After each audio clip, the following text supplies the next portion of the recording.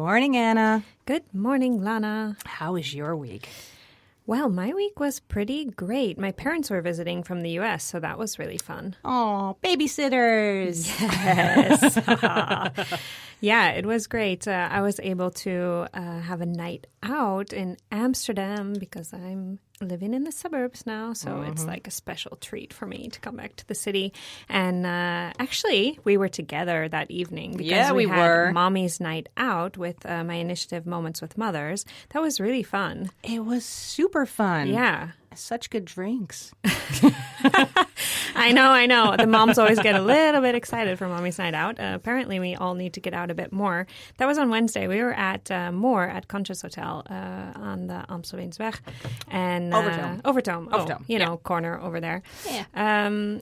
Yeah, and we had a great group with a really international group. I think 8 different countries or something. Yeah, South Africa. We had New Canadian. Zealand. Yeah, Canada, American. You're Dutch. Well, of course. Yeah, no, but it's fun. It was very diverse.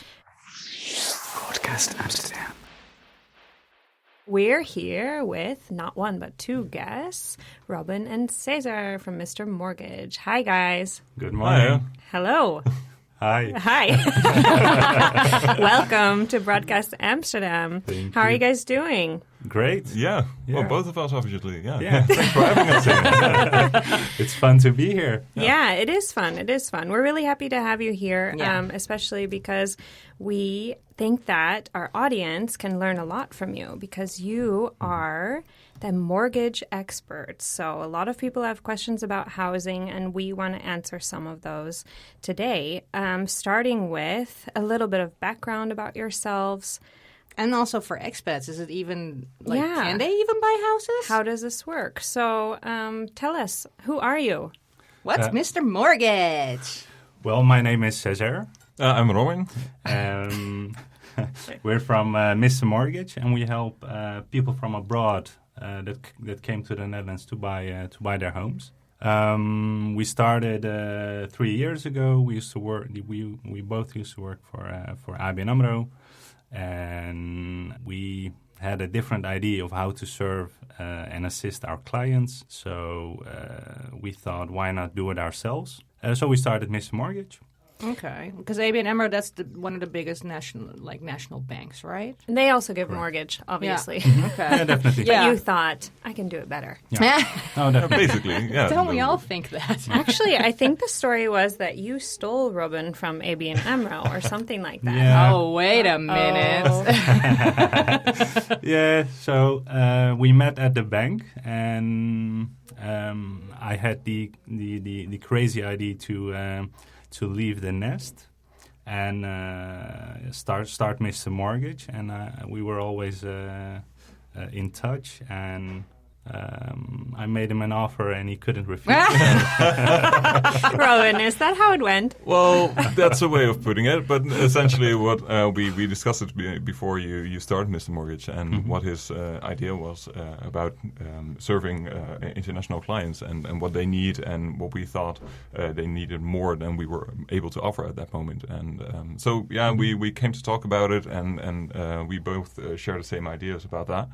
So that was, then he started it and it really went well. And he needed an extra hand. I was very keen on joining him there because I really believe in that kind of service we provide. So, yeah. And why did you guys decide to focus on helping internationals? I like the question. Hope I like your answer.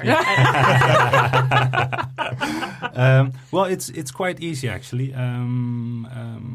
My parents came from Turkey to the Netherlands more than 50 years ago, and what I always noticed is the language barrier. Coming from a different country, who can you trust? Who is friendly? Those types of basic needs. Is why I decided to focus on this target group. Yeah. Yeah, and like I already mentioned, I really believe in that idea, and also because when you go somewhere, you're new and you have to it's a trust issue, isn't it? For sure, absolutely. And that's the main thing as well. We have set up a whole network, and that can of real estate agents and notaries and such that can we know we can trust with this focus group. So, and what I really like is the different stories as well.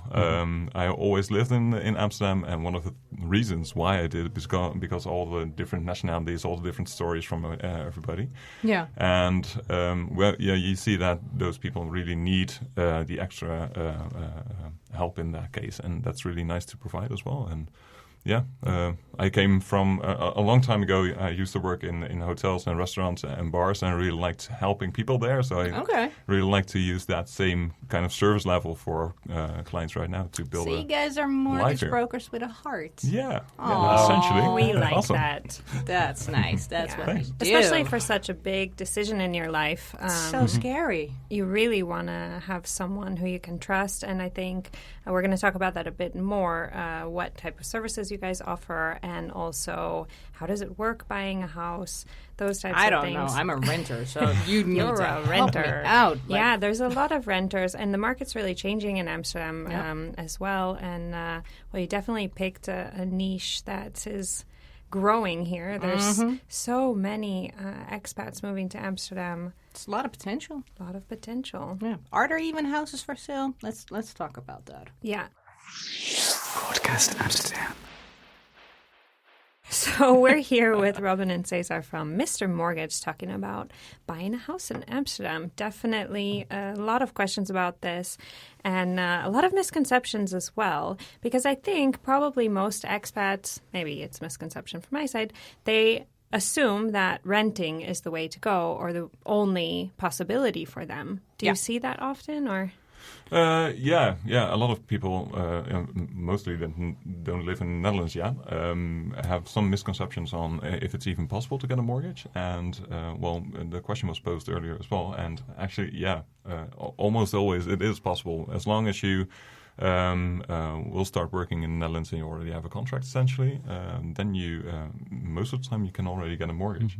And obviously, even without the BSN number and the bank account and all that stuff? You need that. You need essentially most importantly the BSN is quite important. But if you are moving to the Netherlands anyway and you get a contract, then that's something that will be it'll be done the well. first week probably. Yeah, correct. So we can already start the process and and you can also apply for a BSN from abroad. So there are possibilities there. Yeah. I didn't I even didn't know that either. Fun fact of the day. And You I can guess get with a your bank BSN. account, if you get one of those online banks, you can sort of get away with it too. Yeah, because I have heard that as well, that many people struggle to get the bank account before they have an address, right? Because you have to have an address. It's a bit of a catch-22. Yeah, but you can do it on your work address, I think. Yeah, that's what we see a lot. Yeah. So a lot of people are using the address of their office. But you can also get one of the online banks to assist you in getting a bank account. That's a good tip, because I think that's usually some of the hurdles that people face when they first move is all of these things you need to set up. And they always go for the big bank that we've named before, where it's like, well, there are other banks Well, out so there. did I. I mean, I think everyone knows, because it's Everybody across from the office. yeah, exactly. So, so you can get your BSN, you can get your bank account, even before you have your address, as long as you have a contract. What about if you have your own business, those types of things, but you're not Dutch, let's say, so you're, as you say in Dutch, ZZP'er. a freelancer, or you maybe have Your own temporary contract or your own company, or let's say just your non-standard permanent work contract. How does that work? Yeah. It depends a bit on your track record. So how long have you been in business? Have you been in what country have you been in business? So what a bank is going to ask is they want to see your figures, your annual figures.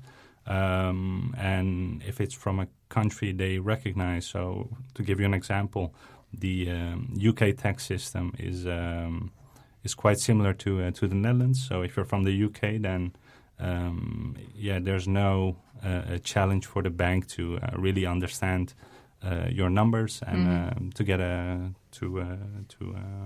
get the mortgage approved. So Wow. Good there are a lot news of for all chances, the Brexit refugees Yeah. escaping That's the true. UK. Yeah. we see them a lot. Yes. Yeah. But I take it it's mostly the Western European countries like Correct. France and Germany and all Yeah. that stuff. Yeah, correct. Yeah, correct. Okay, that's good to know. But for do you have to sure. have like an amazing deposit or something? I take it there's a little bit more of a, catch to it, or Well, not necessarily. It really depends on the lender as well, because there are quite a lot of lenders, like you already mentioned, out there, and they all have different requirements regarding that. And one of the other misconceptions as well is that what you will hear quite frequently with lenders is that you have to have a track record, like Cesar already mentioned, but at least of 3 years. That's also not really the case. So there are a lot more possibilities there. So that's regarding being self-employed. yeah. So a lot of possibilities, and also, like you mentioned as well, if you have a temporary contract, also then there are a lot of possibilities as well. Really? Yeah. I did not know. Well, there you go. Well, this is why we're having this show. It's Yeah, unbelievable. there's a lot. We talked about that earlier as well, that there's just, I don't know, a lot of not maybe misinformation, or people are lacking information. So they just go to Funda, pick a rental, and think, all right, I'm going to try it and forget about buying the house. But that maybe is not always necessarily the best option. Well, and also there's such a reputation that Amsterdam is full. There are no more houses. I mean, are Exactly. there still houses? Do you know, like, there's definitely, like, do you have any tips or tricks about neighborhoods that are up and coming, or? There's still houses available, definitely. Yeah. Otherwise, we will be out of business in Amsterdam anyway. So we don't over necessarily $1 only million. work in Amsterdam, but it's that's not the case. You can there are sufficient houses and a lot of newly built as well. So a lot of new projects, and that's really worth looking into as well, because that can be quite interesting. Buying a project in a house that needs to be built still. Yeah. But what we experience is that a lot of expats and internationals want to buy an existing house because you can move in quite quickly. Yeah. And you get the Amsterdam shoebox experience, depending on your budget. Well, that and a buck feet, right? Yeah, exactly. You're really integrated then. Yeah. But still, a lot of it is available, and it really depends on what area of Amsterdam you're looking for And how many bedrooms, I guess. as well. Yeah. Yeah. And what are your requirements? Do you need an outside space? Does it Yeah. need to be a garden, or are you does a balcony suffice, or a rooftop Right. terrace? And essentially what we can see up and coming areas are the north, so across the IJ. Okay. You can take the ferry every day, so that's very nice. Can speak of experience. It's your favorite, right?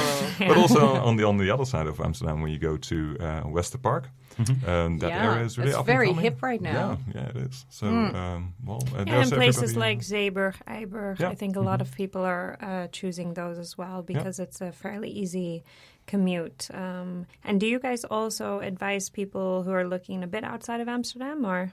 Sure, yeah. Yeah. Amsterdam isn't really, we don't have a limit, only the borders of the Netherlands, essentially. So yeah, there's lots of possibilities there. So we are talking about some of the top questions, misconceptions when you're looking to buy a home in Amsterdam. And I think one of the things people maybe underestimate is also the need for not only a mortgage provider, but a realtor. I recently saw a discussion as well. A lot of people, they don't want to use a realtor. And what is your thought about that? Because you guys surely also work with realtors, right? My thought about it is quite simple. It's I would always use a real estate agent simply because it will save you time, because that the realtor will help you find the property. They will negotiate for you. They will check any technical issues. They will check the legal issues that you could have. So it gives you a lot of safety and security in that way. And a good realtor always makes sure that so you are going to pay for a real estate agent, but he should provide you with sufficient information and make sure you earn it back in another way. And you guys surely have a big network in Amsterdam. Is it possible that people come to you first to say, I want to buy a house, but I don't know where to start, and you also help them find the realtor? Or Actually, that's the best way to go. Okay. Not necessarily because we do what we do, but Yeah. always check your financial possibilities first, because then you Right. know what price range you can Yeah. look for, and otherwise, Unless you're just dreaming on Funda like Exactly. everybody. But that's because that's for me. Again, I don't know how it works with a house. All I know is I go on Funda and then I see a house what I know I can't afford, and then I have to go to the bank. I have to dress all pretty and go like, "Can I please borrow some money?" Yeah, it feels a bit like an interview. Like in my mind, that's how it works. And oh God, and I hope they like me. And if is that still how it works, or is that just like, no, Lana, that's a dumb dream. well, it's nothing is dumb, Well, No, but essentially, no. Yeah, I can understand the feeling, and that's what we try to do as well. The step to find out what your financial possibilities are can be quite a leap as well. Yeah. And we try And to make scary. it. Yeah, It's exactly. really scary. Yeah, and it's not actually. Yeah. It doesn't have to be. because you that's guys will the hold thing. my hands. Well, it's not. Definitely, if you need it's that, not, that's okay. not scary if you're prepared, I guess. So yeah, but not everybody is prepared. Like I'm a No. dummy, so I really wouldn't know. But now you well, will be prepared because you have all this information. I like to lay that out maybe one more time, and we can also post about it online because I think it's really important that people do understand. Step one is to understand your financial possibilities, especially like what we were talking about before. What kind of contract do you have? What kind of job do you have? Do you have any other investments? So what can you afford? Yeah. Right? And then you can help them. Exactly, and then that's what you say is correct. First, understand your financial possibilities, and then go on Funda and go nuts and be like everybody else, be a Fundaholic. And but then, like I already mentioned, we have a network of trusted real estate agents as well. We can link you to who know how to work with expats and internationals and know what they need and that. So that's very important. And then you can go looking with that real estate agent. Quite important as well is because the housing market right now in Amsterdam is quite heated. It's kind of difficult to find an actual good bid for a house. So then a real estate agent will help you with that as well. And Is it true that everyone's overbidding? It was true. It's a little bit less right now, but it's right now it's more important than ever to have a real estate agent in that case because you don't know what the strategy of a listing is. Yeah. Have they under listed it, or did they essentially pose a low asking price or quite high? And that's where they can come in handy quite well. And then once you buy a house, will you sort of stay in contact and because I mean we all people die, you get a different job, you get kids. I mean everything changes within like a year. Let's be honest, right? Don't do the three things in once. Yeah. Yeah. Okay. Sure. You're making me nervous. I don't have any plans, you guys. This sword fighting is getting to my head. Oh, nobody give her a sword, please. Watch out. Anyone fencing on Monday nights. No, but I mean, everything changes in your financial situation. Nobody basically stays the same. So will you sort of keep an eye out? Are you like an aftercare for that as well? Yeah, we provide aftercare because we also know that life happens. Maybe you want to start a new adventure, or you want to find a new job, or you met someone, you were pregnant and you got a kid, and all of those aspects will change your financial position. And Or if you just want a bigger house. Yeah, exactly. Yeah. Or if You don't want the shoebox experience No. anymore. you want I another want a shoebox. garden. You live on the newest sites and there's British tourists yelling all night. One of the moms told us the other night, we're going to send her to you. Yeah, perfect. Poor girl. Oh, that's great. I think one other thing, just final point that we discussed before was what kind of cost can you expect on top of the price, of course. So how does that work? What do you have to pay besides the cost of the house? So you're talking about the closing fees. Costs, Yeah. For the realtor, what could you expect then? Yeah. If you use a percentage of 4 to 5%, then you're safe. What you can expect is a transfer tax. You can expect a fee for the notary, a valuation report that the bank needs because they want to know what are we going to finance. You can expect the real estate agent, the commission for the real estate agent, our fee. And if you use around 4 to 5% for the closing fees, then it's perfect. It's 4 to 5% of the purchase price. Yeah, sorry. Okay. Yeah. Okay. Right. Yeah. Okay. Man, I could go on all day with questions about buying a house, but I think a great idea would be to, once we post everything online, of course people can send their questions in. Yeah. We always say really happy to send those on to you guys. Ask them on Facebook, Instagram. You guys also have a Facebook page, right? Yeah, definitely. Okay, Yeah. so you're connected. Or just see them live. They're cute. They're on the Prinsengracht. Yeah. So this is while shopping, go you like, know. hello, boys. Yes, just stop by. We'll make sure they give you a coffee and treat you nicely. But we're really happy to have you guys here. And thank you so much, you thanks guys. a lot for Thank stopping you for having by. us. Yeah. I feel Thanks very for having us. informed now. Podcast Amsterdam. I have been stalking online for questions that people have often about buying a house. And one is about interest rates, because the interest rates seem to be quite low at the moment. But there was a question about pros and cons of fixed versus variable interest rate. Tell me. Well, what we see, we of course deal with that question when we assist our clients, because it's essentially one of the most important questions that you will have to deal with. Yeah, if you look at the short term, then the variable rate seems to make more sense, because it's expected that interest rates will keep on decreasing. But of course, there is not only a financial side to it, because there is a risk if you take out a variable rate, and the risk is that the interest rate can increase, and that will mean that your monthly payments will also increase. And that's something you have to feel comfortable with as well. So essentially, if you fix your interest for, let's say, 10 years, which is a very generic period, then you have the security as well, and you don't have to look at your mortgage anytime. And when you have a variable or a floating rate, then it can change every month essentially. And That's scary, though. Yeah, it can be scary. But if you feel comfortable with that, and that will make sure that you can fix it on a later date, because essentially with a variable rate you can fix it at any moment you like. So if you then see the interest rates decrease more and more, and you think, well, this is time to fix it, then you can, and then you benefit by the lowering or the decreasing interest rates as well. Yeah. So that's and that, well, it really depends on your personal preference and your outlook on the future as well. So that's essentially what it is. You have to be able to cover the You have increase. to anticipate a little bit. Exactly. Yeah. And you want to be active on your mortgage as well. If that's not for you, then maybe fix it. Yeah. But that's also something we will discuss with our clients as well. Yeah, it's a personality thing Yeah, almost. correct. Yeah. Okay.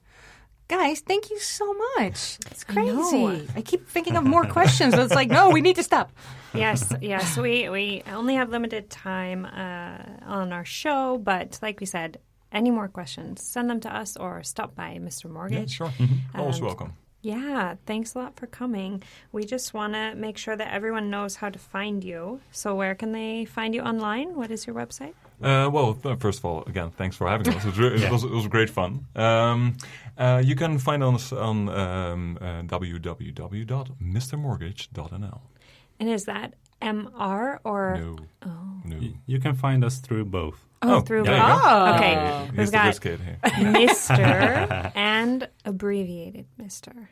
Yeah. Mr. Yeah. Mortgage. Or just visit them on the Prinsengracht. Prinsengracht, Yeah, yeah. You can get to always do see that. them live. Yeah, you're close to one of my favorite sandwich shops, Cora. I love that Yeah, place. We go there a lot.